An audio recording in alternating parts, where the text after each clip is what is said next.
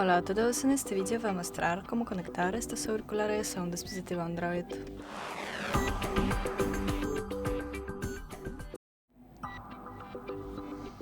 Abrimos la configuración de Bluetooth, tocamos vincular dispositivo nuevo, abrimos el estuche de los auriculares y mantenemos presionando los sensores hasta que el indicador comience a parpadear.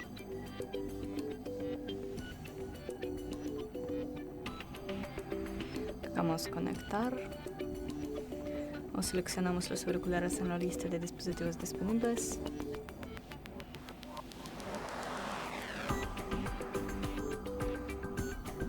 Y eso es todo. Gracias por ver, denle like y suscríbanse a nuestro canal. Adiós.